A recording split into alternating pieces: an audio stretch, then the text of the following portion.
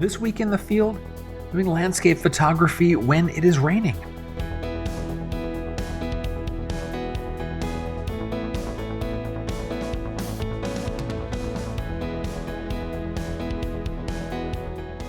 Hey everybody, I'm Scott Davenport and welcome to In the Field. If this is your first time stopping by, thanks very much for giving me a try. I hope you like what you see and you'll subscribe to the channel and come back for more. So today I'm talking about photographing in the rain, doing landscape work, and it can be kind of rewarding to photograph in the rain. It's on my mind right now because there's a big storm rolling into San Diego, and so it's going to be a lot of rain in the next couple of days. And part of it's nice because you can get some interesting light, some interesting clouds, all the particulates are washed out of the air. And then, of course, there's the opposite side, keeping ourselves and our gear protected in the rain. And this reminded me of an experience I had in Oregon a few months ago out at Cape Kiwanda. A ton of rain. I went out there anyway because I'd never been and I wasn't going to pass it up just because it was wet out. Let me show you some of the footage from that and then come back and talk a little more about how things went. It is still misting and raining out there. I'm still sitting in the car. Sunrise is, technically it's happened as far as the clock is concerned.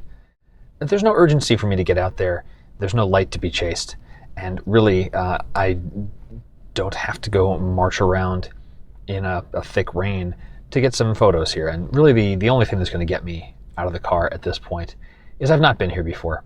And so I would like to go explore this area. I'd like to go see what there is. I know that there are some great compositions out there, but I can also wait, take my time, stay dry. You can see like my windscreen here is filled up quite a bit with just the mist and the rain in the, 45 seconds that I've been recording this little clip of video. I'm gonna stay dry a little longer, wait it out a little bit, because time is on my side. Light is not changing.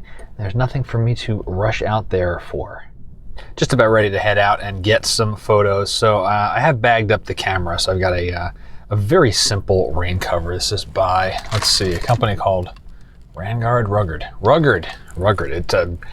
I think it's $5 for two of these things. It's just got this little drawstring you can kind of see right over here, wraps around the front of the lens, and the rest of it's just a very long bag that I can reach my hand in and operate the camera. That's going to keep it very, very dry. I'll put a lens hood on the front to keep the front element as free of mist as I possibly can.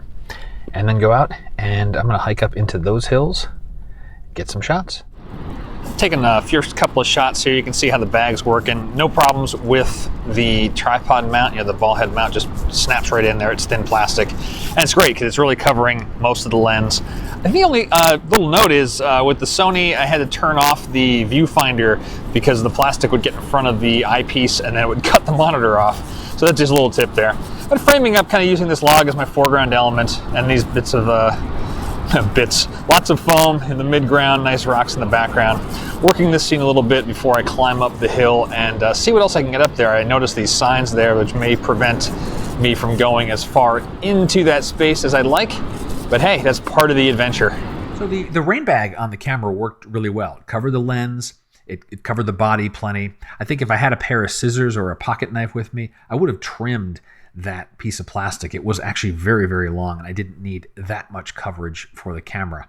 But overall, if you don't have one of these in your kit, go ahead and pick them up because they're dirt cheap and they work great. Now, I didn't come away with any great photos. I didn't get a break in the clouds. There was a moment or two as I was hiking over to the other side of the Cape, over that big dune there. There was a slight break, but nothing that became very dramatic or the V shot to grab. But I guess maybe that's really the tip of the week, actually, if I think about it, is not to be deterred by rain. And short of it being a lightning storm or something where it's dangerous, you do not want to be out running around with your metal tripod holding it in the air during a lightning storm. So don't do that. But for a light rain or anything else that you can manage, you can keep yourself reasonably dry, you can protect your gear, you can get some interesting shots and some interesting looks. And I kind of like the gloominess of this shot. It lets me play with the processing in a direction that I might not otherwise go in for the colorful or the epic sunrise or sunset type thing. So shooting in the rain can be rewarding. Just take the appropriate steps to protect yourself and protect your gear. And that is going to wrap it up for today's In the Field episode. I hope you've enjoyed it.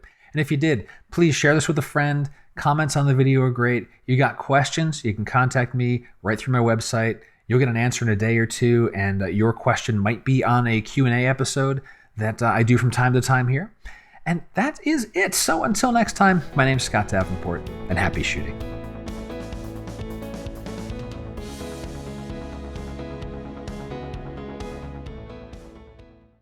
All right.